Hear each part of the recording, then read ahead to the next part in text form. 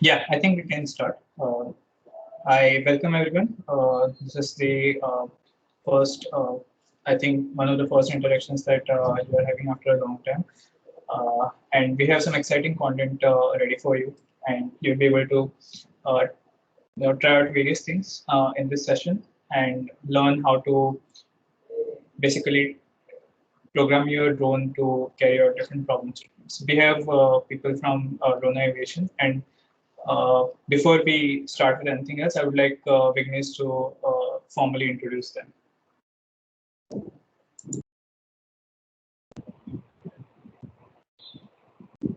Hi guys, it's my pleasure to introduce to you Drona Aviation. Drona Aviation is a IITB startup which was founded in 2014 by Dinesh Sen, Apoorv Godbole, and Prasanna Chevre. Dinesh was actually the secretary of aero modeling back in the day. And Drona aims to really democratize and decentralize drone innovation by making it easy for innovators and learners to pick up drone technology and drone innovation. And they do this using a series of micro drones, which some of you have bought and you will get to use in the coming sessions, and their open source Pluto platform, which hopefully will be explained to you soon.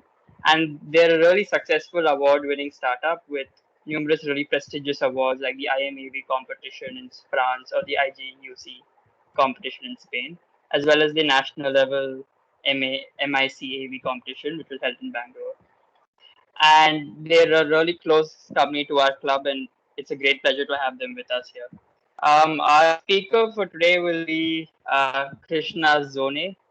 He's a senior software engineer at Drona Aviation who led the development of most of the software that goes into the drone and the whole platform. He led the development of the firmware, the Cygnus IDE and Pluto blocks, which you will learn today, and also the mobile apps that help in controlling and using your the Drona drones. So with that, I want to really welcome Mr. Krishna, who will explain what Cygnus and Pluto blocks is. Hey, hi everyone. So yes, previous year also we conducted same hackathon. So that time also we got some good response, and I think this year also we're continuing the same tradition. So I think so just to be on the same page, I think so you guys have I think most of us have the Pluto with you, right? And you are kind of familiar with the Pluto, like it's a nano drone and you can fly with it with the mobile apps, right? And so today this session is mostly about the software stack which is being used for Pluto to program for different aspects. So I'll start with the first Cygnus, so which is basically an IDE where you can code a drone using C++ APIs. And the second platform which we have is called Pluto Blocks, uh, where you can do the same thing, but the interface is different. It's just like the block interface. And before starting, you can so I'll start introducing you to all the steps, but you can stop me in between and just ask the question. Like if I'm going fast or slow, you can just stop, because that will be easy for me to like help you to understand more. Yeah. Mr. Krishna, I think I'll moderate the questions. Yes, If there please. are any questions in between, I'll basically take their questions and I'll basically forward them to you so Okay. that we can moderate. Sure. So I'll start.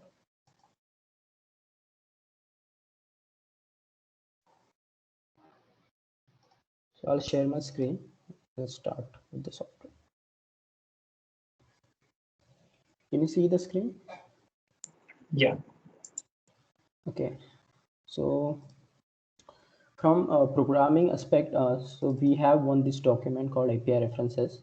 So I think most of us you already have this, and all the APIs which we'll be using to program the drone, which are properly listed here, and how to use all the documentation is here. And the most introductory part for it, this fourth chapter, introduction chapter, where you will get the basic guidelines about the like how to in like how to start development with the Pluto, because it's like So we have one hardware, and then we have to write a code for it on the one software, and then we have to flash it on the drone. Okay, so in that way it will work.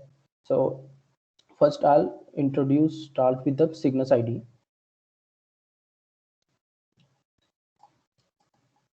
So Cygnus ID is basically an Eclipse-based ID, just like you have ID for any other programming languages, which helps you to create projects, then like use debug tools and any other feature respective of that particular programming language. So Cygnus ID, we use the Eclipse ID, and on the using Eclipse ID platform, we created our own ID, which is specifically used for programming Pluto. Okay, so for that, I think that detail we don't need to know. So most important part is like it is an ID where you can like write a code, build it, and flash it to the Pluto. So that's the whole development cycle for programming Pluto is in single software. You don't need to download 3-4 like different tools like for coding them and different tool for flashing. So all the tools you want, you'll get in this one only one software. So I'll first introduce you to the different aspect of this software.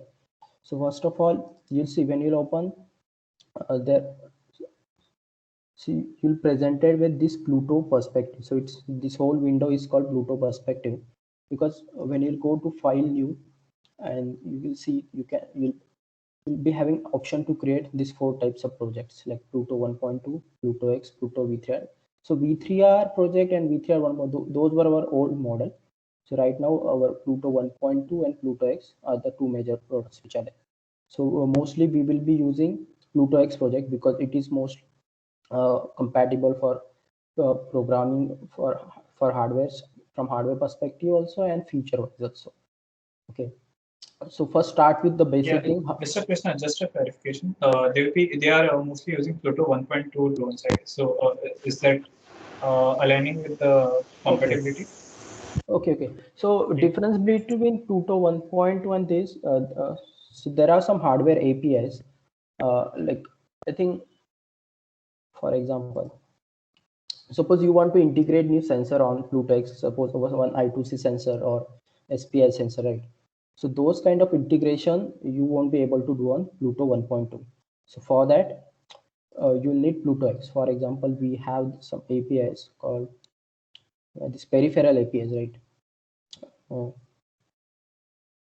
this peripheral APIs, what it does, so it will help you to integrate third-party sensors on top of Pluto, given that they are compatible with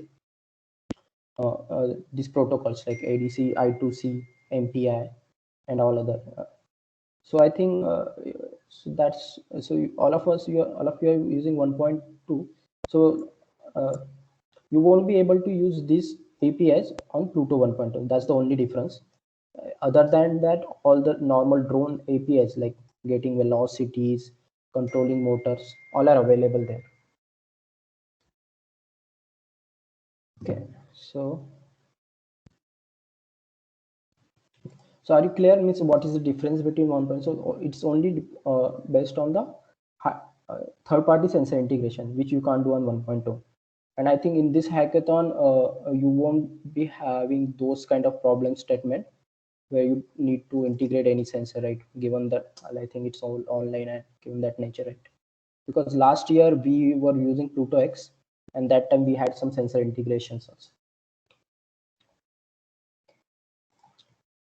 So, okay. So let's start with creating one project. So now you have this ID. Now how do you start with? So you have Pluto and you have this ID. We have opened it. So let's start with one basic step, creating a project and building it. So I'll go to File, New, select Pluto 1.2 project, and then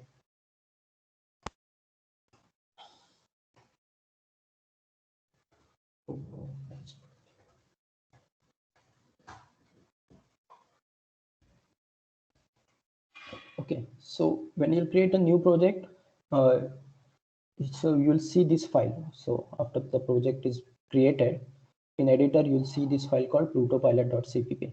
So this is the main file where you will be creating you'll be developing your logic depending on like your task and whatever. So here you can see there are four main functions, so called Pluto init. So then on loop start, then Pluto loop, and on loop start. So generally when you have Pluto and when you try to fly using an app, so it act as a normal drone, so it works with its default firmware. It doesn't do any programmability stuff, right? But suppose now you have and you wrote some program and you flashed on it. So after that there is one special mode called developer mode, so which you have to enable through the app. And once you enable that mode, the Pluto will start executing whatever you have written in this particular file. Means it will try to execute whatever the logic you have written, and you can stop the same also. So there is you can start the developer mode and stop the developer mode. When you enable the developer mode, whatever the logic you have written in this these four functions, it will execute. And when you disable it, it will go back to its default mode, where which is like normal flying drone, and you can directly take control of it. So we have this four functions which you gives possibility to add like different aspect for programmability. So first is Pluto init. So what Pluto init does, so again now you are using Pluto 1.2. So Pluto init is basically, suppose when you are integrating some hardware, Pluto, so there are some initialization function you need to do, like on some SPI related hardware I2C. So those kind of part you'll basically do here. And for 1.2, I think there won't be any need, but depend. There might be one or two functions you need to call here, like the frequency control of the loop. So Pluto, there is one function. So I'll show you. So this could.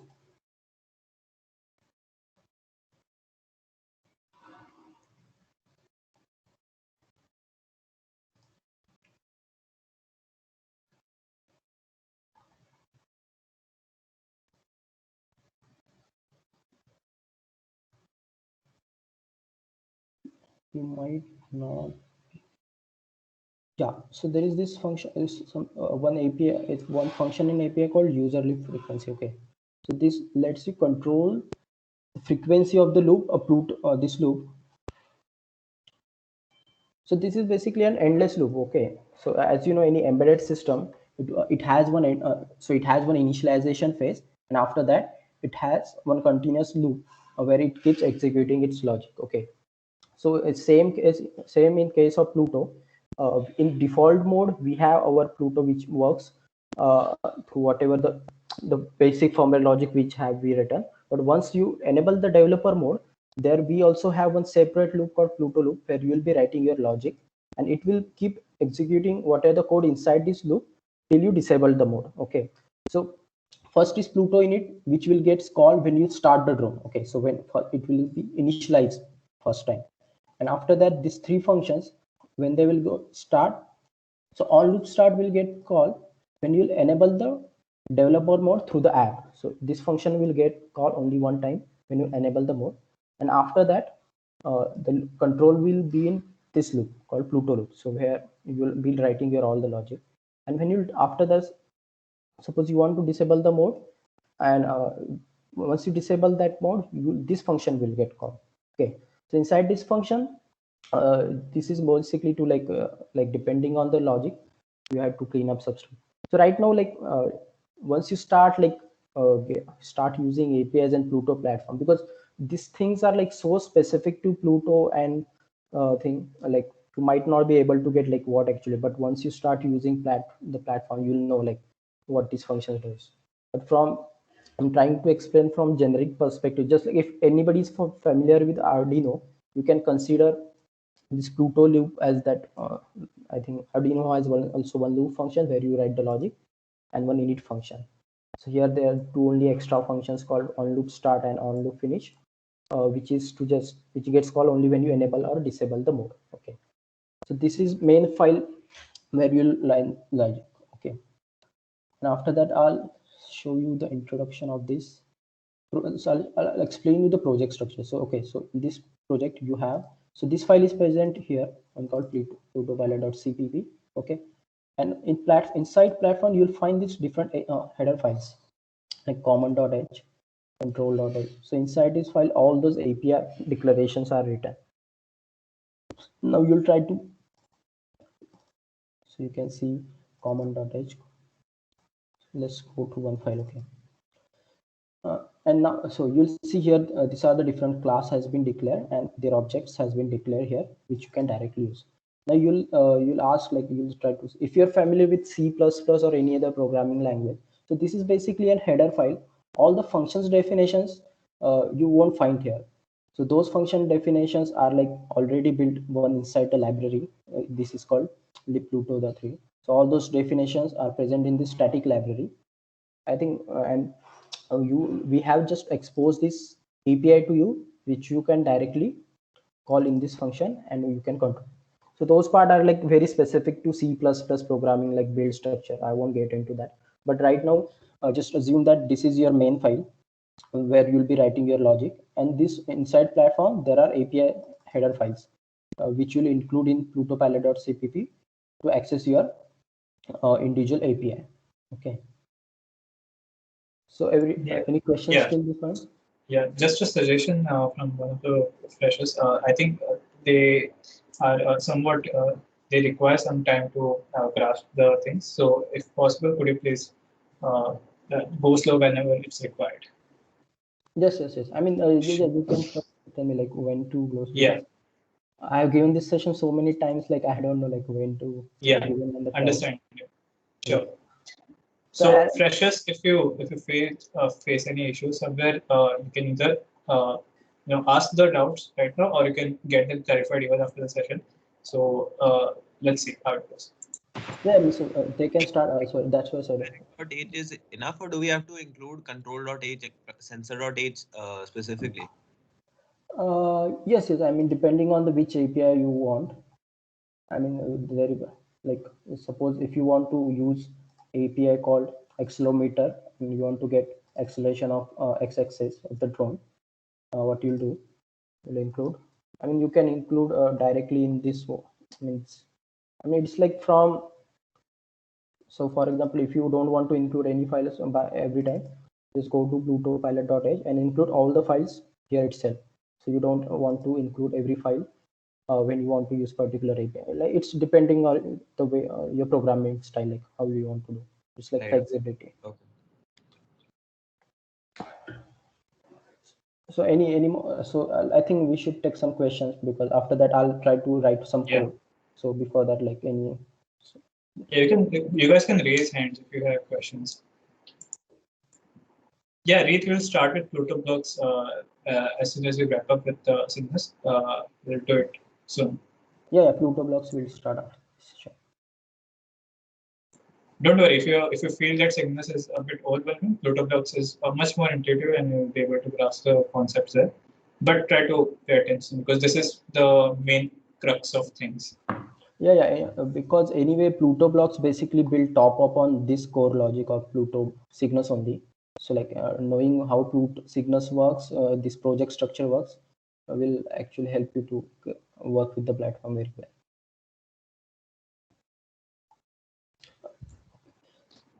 Okay. Any more questions? You guys can raise your hands if you have any questions. Feel free to ask.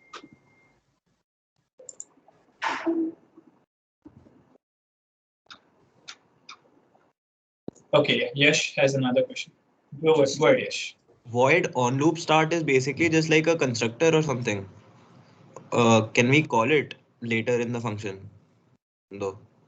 No, it's not a constructor. It's just one normal function. It's being. So this is not a class here. So these are like individual functions, so which are being then called inside the actual firmware files. And so, and how do you invoke those call? The developer mode, as I said, the app, you can enable or disable the developer mode. There are those functions are being called. Like it will be called even if we don't manually call it from Pluto loop. No, you don't need to this function, right? Yes. No, you shouldn't call this function inside loop. This means you can it will so this function supposed to be called before, so means the calling logic, as I said, this Pluto init will get called only one time when you start the drone. Okay, then on loop start gets called, so there is something called developer mode which you can activate through the app. Okay, so it's a button on in the app. So when you click on that button, this function gets called only one time on loop start. So it is like, so before starting this loop, so this function is being called. Okay, and once it is being called, after that this Pluto loop will be called, and the whole core logic will be here, and it will keep executing it until and unless you explicitly disable the mode through the app. And after you disable the mode through the app, the control will go out of this Pluto loop, and it will call this function on loop finish once for going back to default Pluto firmware mode. So whatever the logic you have written won't be executing after you disable the mode. Okay, thank you.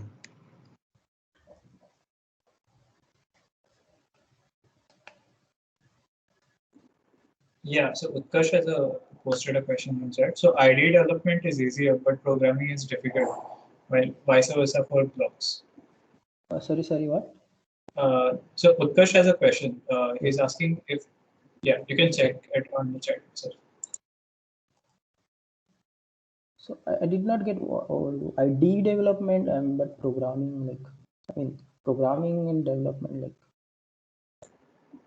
Yeah, Utkarsh, you can unmute yourself. So IDE development through Cygnus. I mean, you mean programming through Cygnus? Yeah, I think it's trying to imply that. Yeah, I mean, so for example, so development through this Pluto Pilot CPP, I would say it is more intuitive to do it when once you get familiar with the platform. Like as I know, most this is like a platform, right? It's not like uh, this like whatever the APIs we have, whatever the programming structure we have created is very explicitly for the Pluto. Okay, it's not like any open source standard also we are following that you might have already known.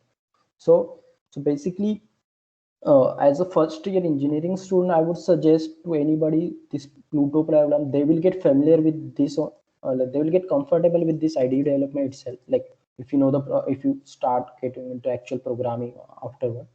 But before, if you only want to just like what you said, do some like normal, like check how Pluto is working. For that, you can use Pluto blocks. But for extensive programming, so if you want to execute any very what you say complex logic, using this IDE development for Cygnus will be very easy rather than Pluto blocks, where you won't be able to actually write a very big code. It is mostly meant for student till like 12th or 12th standard. Before that, so just like familiar with the Scratch, right? So it's basically based like that only. So when people get started programming, so for those target audience, we created that platform mostly. So instead of directly starting in C++ program, so they can just start with Pluto blocks. But Cygnus IDE is you can see is the core development platform. If you want to do like serious stuff, the same can be done with Pluto blocks, but with some limitations. Some can't be achieved.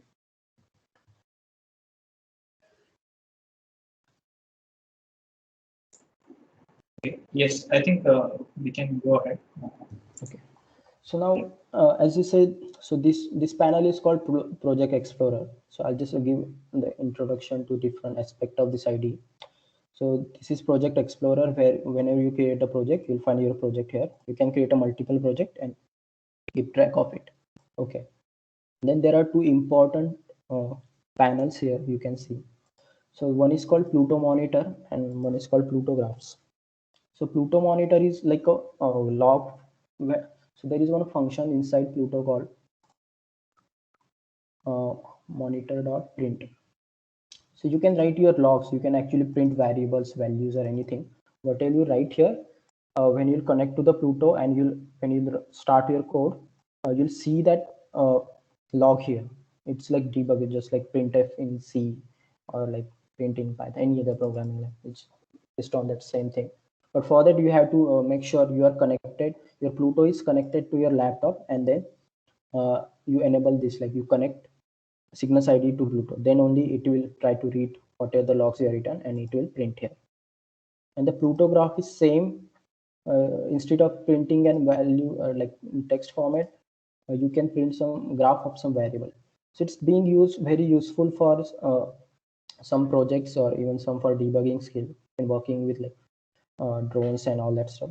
So you can use, but it is, these two parts are mostly for debugging purposes. Like if you when you will be doing some like some complex project there, you want to work what's the state of my variable, what is, why it's not working as expected.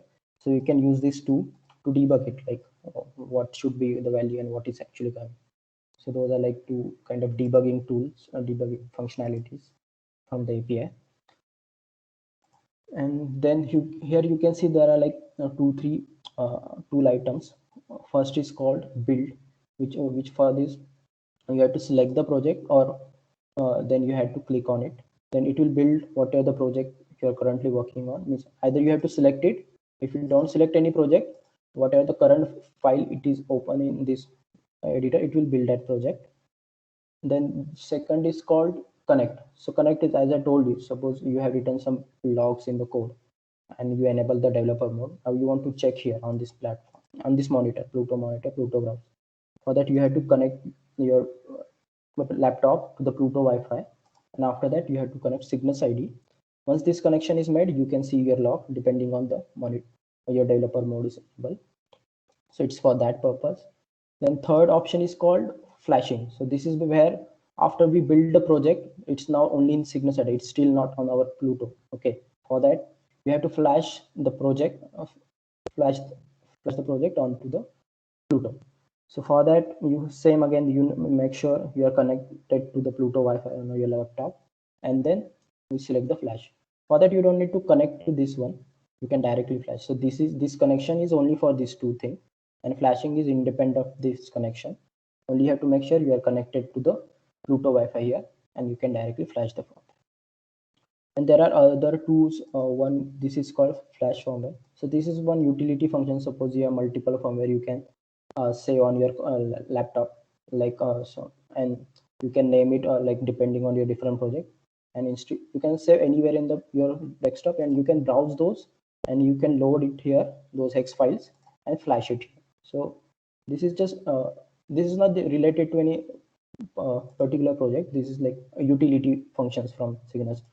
So you just load any firmware file you have previously built, and you can flash to directly to the Pluto. Same goes to other one is called ESP firmware. So for now, just consider ESP is basically there is one Wi-Fi chip on the Pluto which handles all the communication. So you can also program that ESP also, or means you can write custom firmware there, but mostly whenever suppose we want to give any update on ESP firmware, you'll use this tool to load that firmware file what we share, and you can flash on that drone. So that Wi-Fi chip firmware will get updated. And here you can see there are two different modes for flashing. One is called full flash and normal flash. So suppose for first time, so full flash is only used when you are integrating, not only ideally used when you are integrating any hardware on the Pluto. That time you should do ideally full flash. In other cases, you can directly do normal flash. So what happens in full flash and normal flash? Basically, there is a memory inside the Pluto, some which doesn't get erased. Like in normal flash, all that like those memory variables, all those stays same. So it's easy and fast to flash. Case of full flash, you just erase all those, clear all the memory and flash it.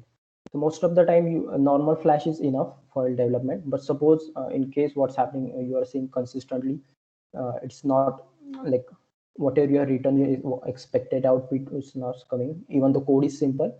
The last step you can do just full flash, because those unexpected behavior could be because of those memory variables.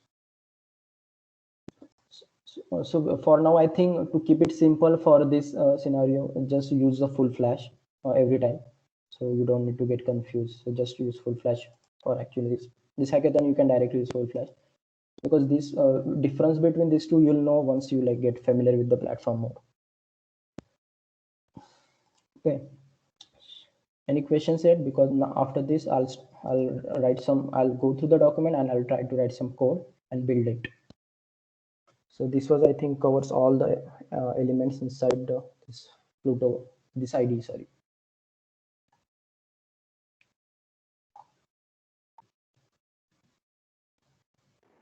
Yeah. Any questions? For the people who don't have their drones with them, you don't need to worry about full flash and normal flash. We'll be doing that for you. But this is just for information. Rest, if anybody else has any questions, they can raise their hands and we can address them.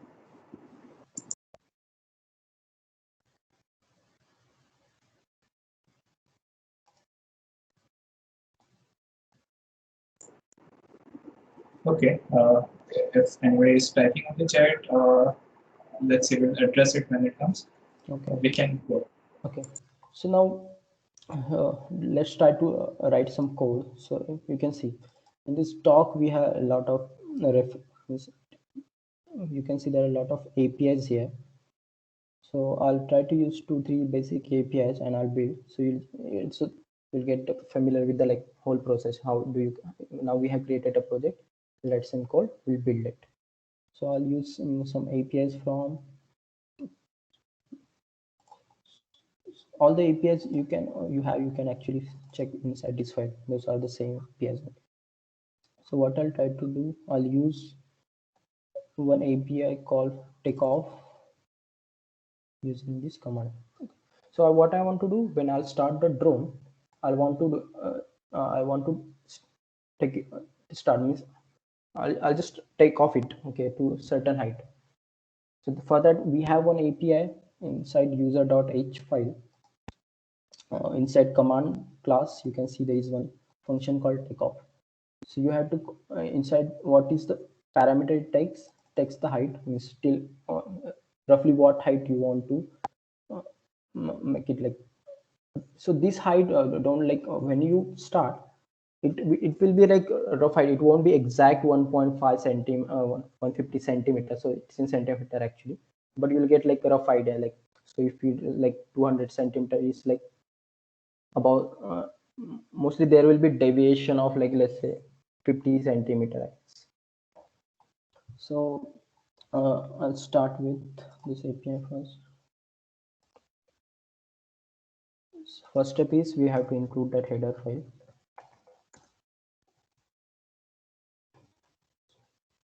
So that the user.h, and I want to take it off just when I start the developer mode. So you have to so those, as you can see, those all the functions are class functions, and you can access those class functions using the class object, and all those object made available through as a global object. You can access, and you just have to use this object and call those function set. So I'll just use command of the height less 200 centimeter. That's it. And so this is, let's say, there is functions to control LED. So on drone, if you have seen, there are 3 LEDs which keep, like when you start, which keep lighting every time. So those keep signal like different state of the drone. Suppose when I start my developer mode, I want to control those LED. I don't want them to show like a drone state.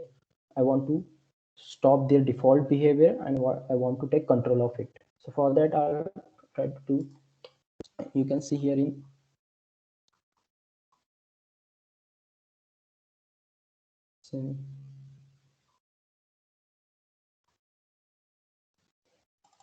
it's in utils.h LED. You can see this flight status function inside this LED class. So flight status is the default behavior of all those LED is like to show different state of the drone, like the drone is armed, drone is flying, drone is crashed. But what I want to do, I want to disable those flight status, and after that I want to set one LED. Suppose I want to set red LED or turn on, and to disable all these LEDs. Yeah, excuse me, Mr. Krish. I think Prakesh has a question. Prakesh? Hello, am I audible? Yeah, you're on. Yeah. you mentioned that there would be some deviation in the height when we use the takeoff function. I would like to know why would that be? I mean, right now we are using for height estimation, we are using Barrow and Xlo only. Okay, and do you for you to have like exact height data, you need to use localization system to get like very precise height and like different technology. So only when you're calculating height, only based on those two, there are different algorithms, but still you won't get precise height that if you said 1.5 meter drone, it will be very difficult. So for that there is different uh, you can use optic flow alongside your Barrow or other thing. But what you say, with optic flow you will able to achieve, but right now I'm talking with respect to Pluto 1.2. So we have optic flow module also, which will give a more precise result, but so Pluto 1.2 doesn't support any hardware integration. So but with 1.2 you'll get some deviation because those estimation based only on these two sensors, and those are you won't find any precise height on it. So those, I think for that, I think I'm not well versed in those. Those are related to all this control system and all. But whatever my understanding is that there will be some deviation. You won't get exact height every time. So Prakash, yeah, I'll try to answer the question as well. So Prakash, the thing is, the barometer basically measures the pressure difference, right? So what happens is that your pressure difference measured by the barometer is not very precise. It can give you a range of the Z value. Z value is basically your height. So because of this, we won't be able to get a very precise, parameter of what is your actual height. You need to calibrate your drone. By calibrating, basically you see that when you have your drone at a particular level surface, what is the basic, condition, basic environment of your drone. And this pressure difference can change if you even if you have slight gust of wind blowing across the drone. So because this can change the pressure difference, this will also give a false reading of the height. So it's not very precise, right? Don't worry if you guys who are not able to pick up the terms like optic sensor and barometers. This will be covered in our tomorrow session for introduction to aerial robotics, and I'm pretty sure you'll be able to relate to every term after that. So yeah, does that answer your question, Rakesh? Yes, completely. Yeah, sure. I have one more small query. So if Yeah. there is a storm blowing up, then there would be an entirely different height which would be resulted out of the drone. What? I couldn't If get if your there is a question. storm, if there is a storm outside, and if we use the takeoff function, then there would be an entirely different height which it initially takes off to. Yeah. So to answer that, I think first of all, it does not. It measures the pressure difference, and if there is storm blowing, then the drones that are built today are such that the barometer is usually isolated from strong winds as much as possible. I mean, there will be fluctuations, but there won't be such a huge difference. It will obviously will not be able to maintain the altitude properly, but it won't calculate such huge differences in height for sure. Okay, got it. Thank you. Yeah, sure. Okay. So I think there are some questions regarding. So yeah, yours says command is class. Yeah. So command is class, and we have defined the object for it, as I'll show you. So here you can see. So command, this is basically a command object, and we have kept the name of class also the same. Here it is. It's in user.h. I mean, not exactly same. So you can see the class name is actually command underscore p. So we have kept the name convention like that for class. And in the last section of file, you can see we have defined the object for it. Extend command p command. And using that object, we are accessing the takeoff functions. Right, okay, thanks. Makes sense. Yeah, and so what takeoff does basically, Utkarsh, so when you start the drone, I mean, when you start the drone and make the arm switch enable inside the app, and you'll start the drone, So your drone start automatically without you like so there is one protocol to start the drone. Okay, through apps you have to enable the arm button, then you have to keep the throttle step down, then slowly you have to give the throttle, then it will start hovering. Means it will try to acquire height, and it will basically start flying. So okay, so what takeoff does, this function, suppose now you have enabled the arm switch inside the drone, and after that you enable the drone, this developer mode, the drone will directly start. Means you don't have to start like through the app. So it's like you are controlling the start takeoff through directly the code. I mean, you can write some code where you don't have to do takeoff. It is just for example. I mean, this is not like necessary function every time you have to call when you store. This is one example. Of course, there are some you can directly start the drone and then enable the developer mode, depending on what you're actually doing. So okay, so after this, I was on this utils.h LED thing, right? So I'll just double click here.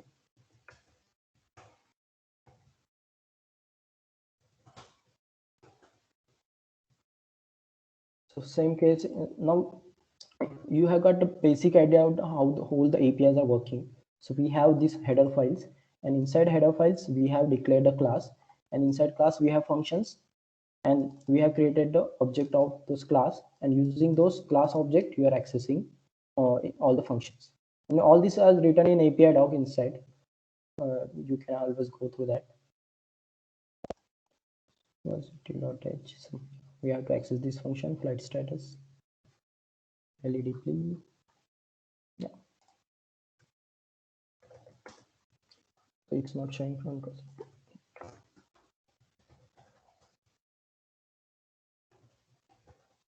So I included util storage, so I can access LED functions. Let's status want to deactivate it. So deactivate. So on loop start, I have called two functions to take off the drone and to disable the default LED behavior. And inside Pluto loop, I want to keep a red LED toggle. LED set.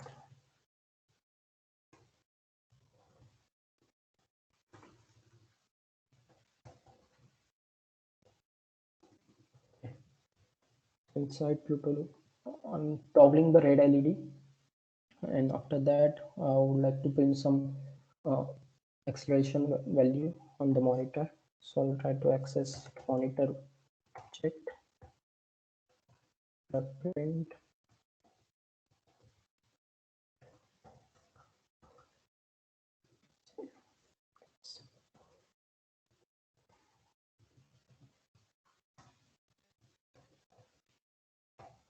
So I want to get the acceleration value. So in estimate.h,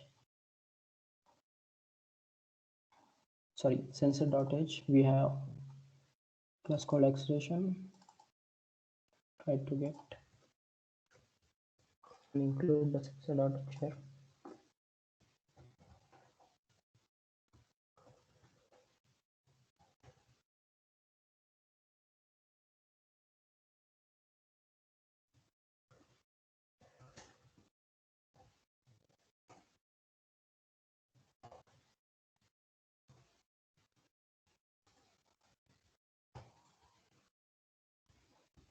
Okay, so inside the loop, I'm just doing two tasks. I'm just toggling the red LED, and I'm keep printing the SCC-Z value on the Pluto monitor. Okay, and so this is very basic stuff. I'm not writing like, because this is online, I can't show what are other logics. It's like very hard to imagine without actually Pluto is working. So okay, now after I'm done with my logic, I'll try to activate the flight LED status again, because I want to don't show my LEDs to show flight status once I disable the developer mode. So for that, I'm activating flight mode again. So now I have written the whole code. So after that, what's the next stage? Build a code. Okay, so this is my logic. So what I'm trying to do through this code, I'll explain. So the first command is command.takeoff.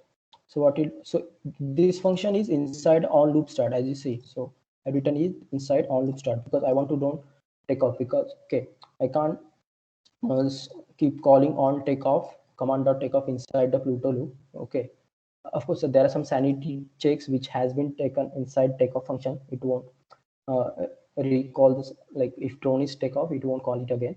But for example, suppose that sanity check is not there, you try to call the takeoff function is there, so your drone will behave like differently, like it will start again. So this kind of behavior you want to execute in this function called on loop start, where it will get only one step. After that you want to take control inside the Pluto loop. So I'm starting the drone, I'm disabling the LEDs, and inside the Pluto loop I'm just toggling the red LED and I'm printing the SCC Z value. And once I'm done with my logic, when I'll disable the drone, I'm giving control back to the default firmware. After, while giving the control back, I'm activating default LEDs because I want to see my LED behaviors. Because if I forget to deactivate all the LEDs, so this toggling part will stop and only red LED will be on depending on the what was the last toggle state. Okay. Manual override versus any autonomous activity. Okay. Thank.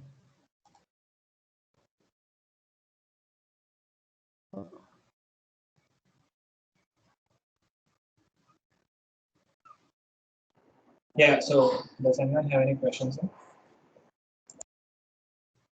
Yeah. So I think one good question is this. I think this one, can we control drone using app SAML when it is performing us? Yes, we can control.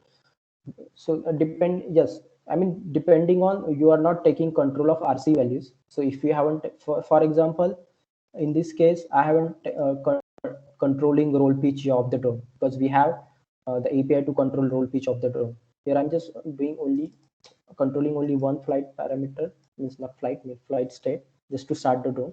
And after that, I can directly fly the drone, and while flying, it will be doing all this tech printing and all things. But if suppose you are taken the control of the drone using, like you manually, like you want to override, want to give like take off the drone, pitch forward for some time. Okay, so for that, like, so inside control.h you can see there are those variables are there, like desired angle, desired rate. So using those, you can actually control the drone's roll pitch here. If you are not controlling those part, you can fly it. Otherwise, your control from the app will get override if you are controlling inside the app.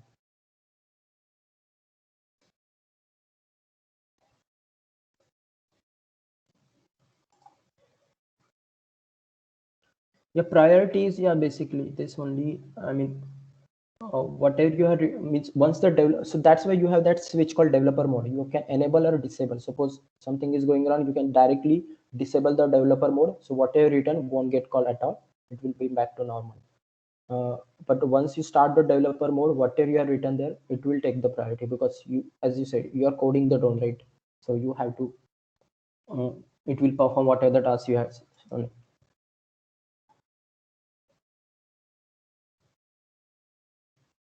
Okay, so as you said, if you are using that already, so if you already took off the drone, as you said, there is I think there is fails that sanity check is already inside that takeoff function. It won't start again because it knows it's already started.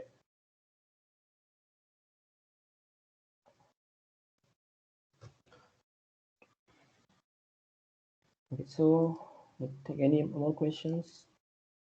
Because I think after that I just have to build it. There is no more coding part, and I'll try to code the same part in this one. So it will be continue to hover. No, it won't be continue to hover.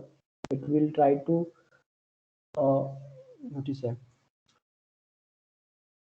So yeah, I mean, it will try to maintain that height, but it won't be so precise, because to maintain the same height you have to implement. You need to have the what you say precise readings, and most So for that you need precise reading. Either you need localization inside, or you can have optic flow. Using that you will get good results, or externally you can use GPS on that. Okay, so monitor.print and control the commands of drone as a function. New command function of velocity, another drone. I did not get this. Can we get the control of commands of one as a function of velocity of another drone? Other drone. Can you explain like what this means?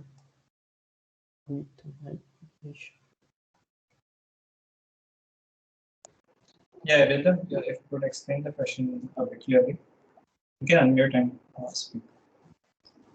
So, like, suppose I want to fly two drones in tandem, and like one drone's position or one drone, whether a drone should move forward, backward, up or down, should depend upon uh, how another drone reacts to. Basically, communicating between the drones. So, is it possible through this platform I mean, or this API? it's possible through the Pluto, but it's not possible through Cygnus ID. So it like there are Cygnus ID basically is like individual drone control. For that, this thing you have to write like you have to write your own communication programs where you. So it will. So through Cygnus, in short, it's not possible.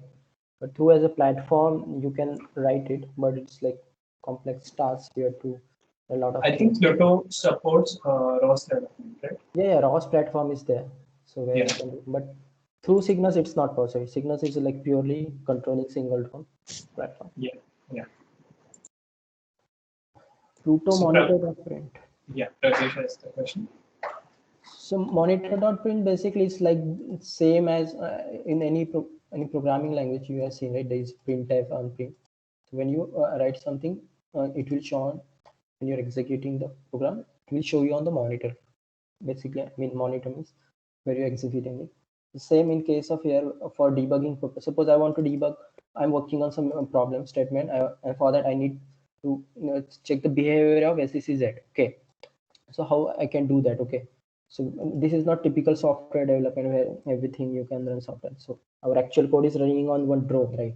And how do I know particular state of variable?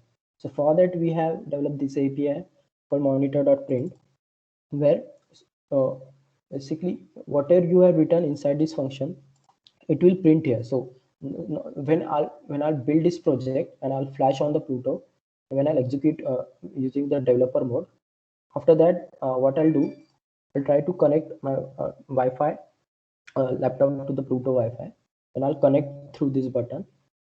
So now I connect. There is a communication between Cygnus ID and drone, and whatever we have written in this monitor.print, Cygnus will receive and it will put it here. So you can monitor the value of acceleration set.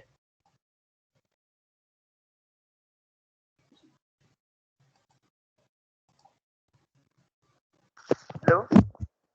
Yes. So if we don't use a drone, so what would it print? And so this is all for drone, right? So if you don't use drone, Yes, if we use just this program and if we run it, then what would it print? no, you can't run this program without drone. So that's the thing. So you just write the program here and you flash to the Pluto. All the logic will only get executed once it's on Pluto. So it's not like, I mean, there is no like simulator also directly you can think. But so for example, now I'll show the next step what to be done. Okay, so now we have written this program. Okay, now the next step is to build this project. Okay, so build means like we'll create one executable file.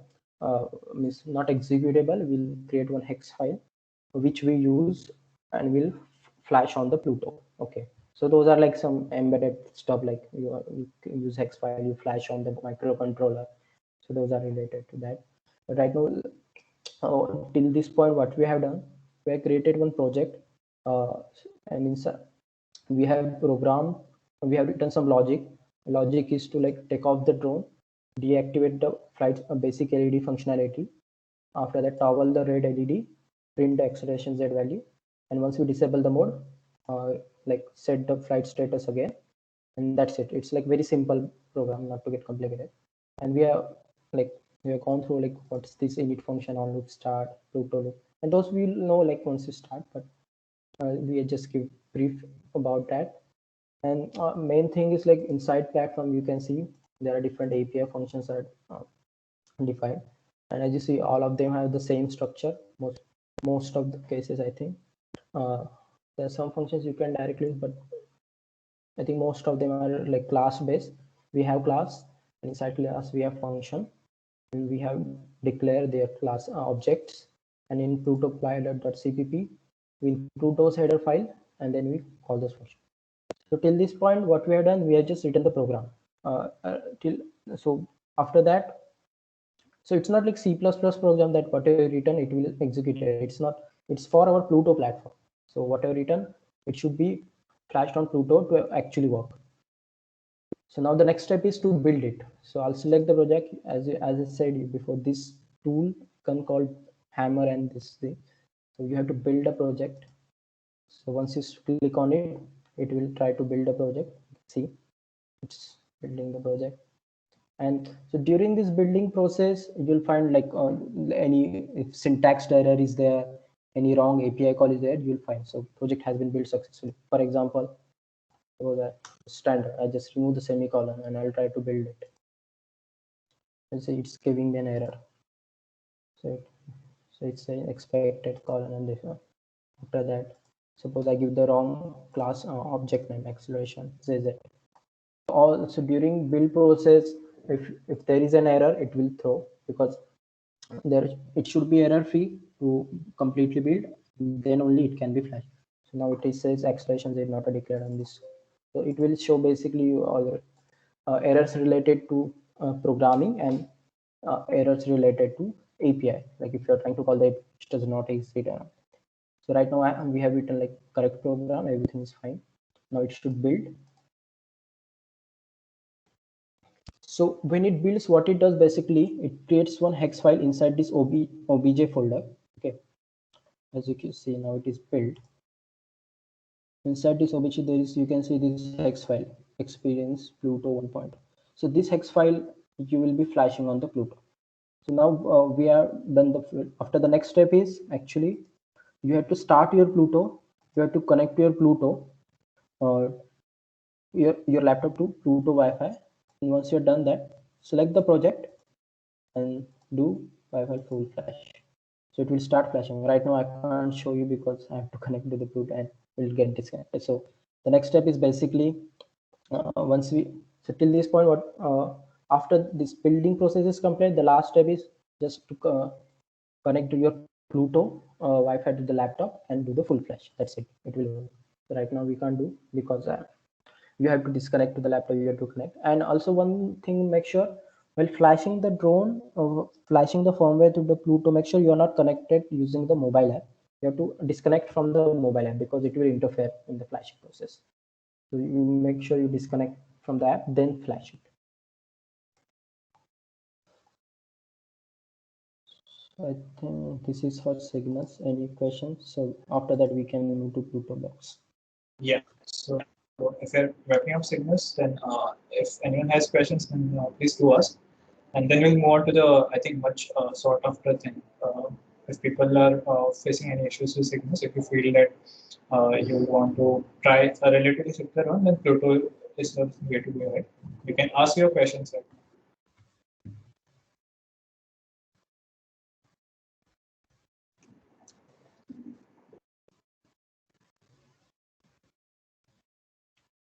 Yes. Still facility for wired uploading. I mean, we had previously. We previously using USB to flash, but I think it's still available, but it's not available through directly Cygnus. Yeah, I think there is one mode available through DFU. There is one mode. Let me check DFU. Yeah, we have mode that available, DFU mode. You can see, right? So there is this DFU normal mode, flash mode, same like in Wi-Fi. There is DFU mode through which you can flash wired through USB you can flash to Windows, so you don't have to connect to the Wi-Fi. But for that, you have to set up your Windows. Means you have to install those DFU drivers, and I think they have stopped the support of standard DFU drivers. You have to do some like what do you say, to check on the net properly, find the once you get comfort, like you find the proper DFU driver for STM32, then you can actually flash through USB. It's available, but right now it's setting up, it will take some time. So mostly that's why, I mean, Wi-Fi is a little bit convenient, I mean, when you're doing, but yeah, you have that option, but you have to set up that drivers. Once after that, you can do that. Yeah, Yash has a question.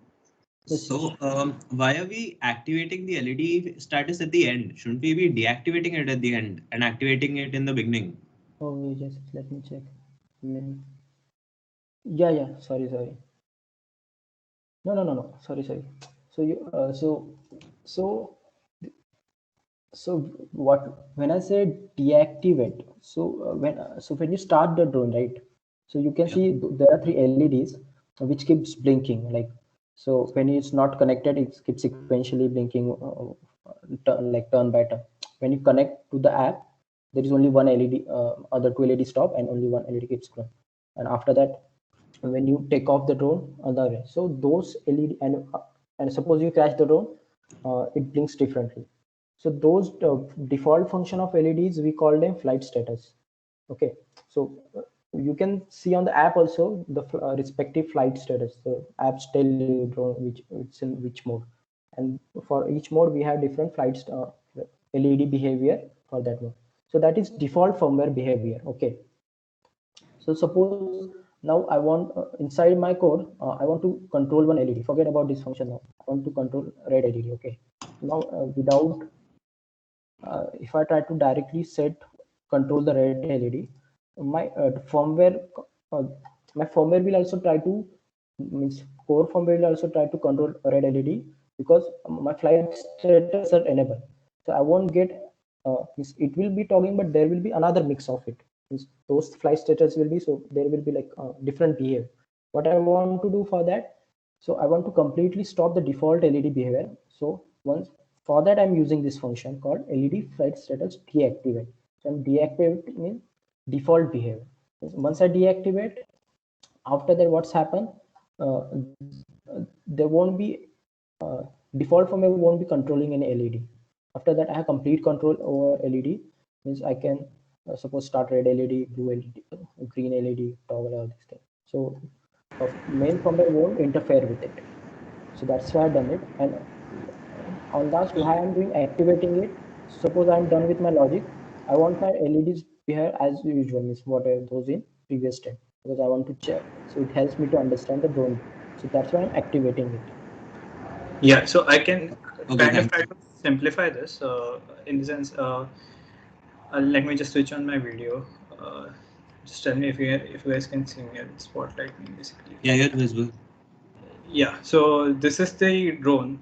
This is the Pluto 1.2 drone that you guys will be seeing. So when you switch on the drone, you can see a quick flash of LEDs, right? So this LEDs will stay on until the point you even arm the drone. So what the function deactivate does is it shuts down the LEDs, so that when you give your actual command, when it takes off, you can actually basically see that your command has been executed. Yeah, Mr. Krishna, you can try to correct me if I'm wrong here. And when the loop ends, I think when the code execution ends, what does it do at the end? So it will restart this default behavior. Yeah, So when the you default. so flight status, when you deactivate, you stop this default LED behavior, and then you can take control of LED. Means of course you can take control of LED with that behavior on also, but it will create like different pattern. So it will be hard to know what's happening.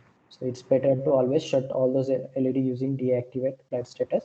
And once you're done with your logic, on flight status will stop that, will restart the behavior. So drone will be back to normal like its previous state. Okay, thank you. Yeah.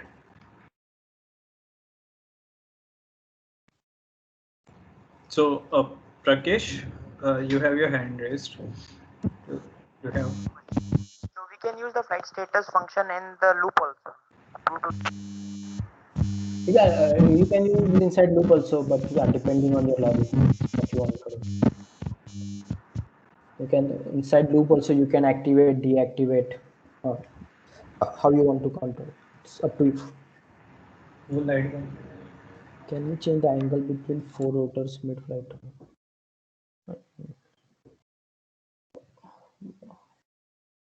Four angle between 4 rotors means like which angles, like in the roll pitch yaw angles or like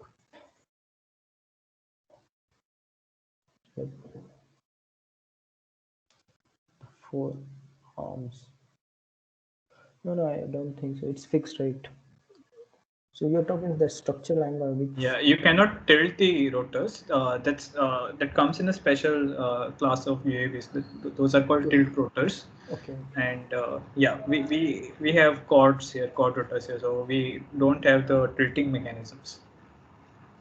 You can check out the famous aircraft Osprey, the Freshers, and then you can see how iconic it is. So yeah, that's called a tilt rotor. Okay. Thank you. Yeah, sure. Can we control the individual motors? Yes, we can control that. For that, let me check. It's in Pluto-X, or so you have those, but I'm not sure those are. Let me check it. Those are in Pluto 1.2 or not, because this test project is of Pluto-X. So you can control individual rotor, but you can do that in Pluto-X, not in Pluto 1.2. Okay. So those APIs available only for Pluto-X. For 1.2, no, it's only 1.2 is mostly you can control the flight behavior, and so anything mostly related to hardware, that extra functionality is mostly for Pluto-X.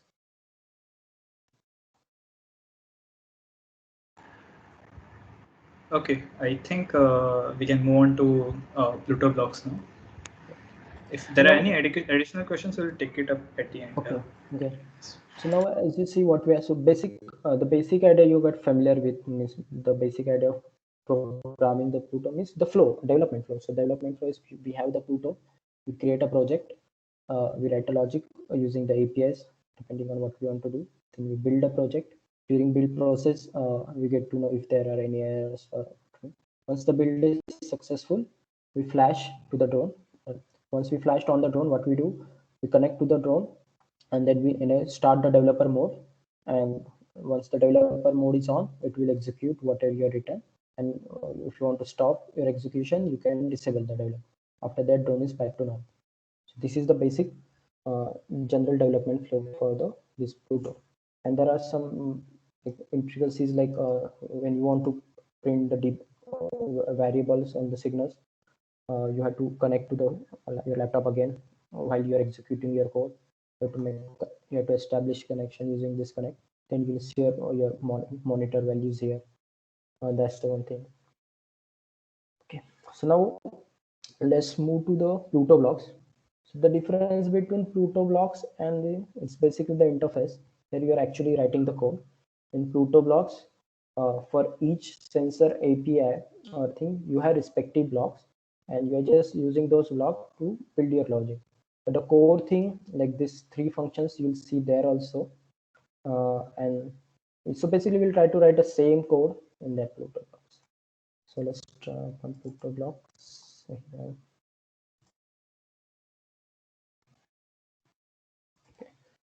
So this is the interface. Let's start new project. So what is your project? You can see here, it will be added as a block. So create new project. You can name it.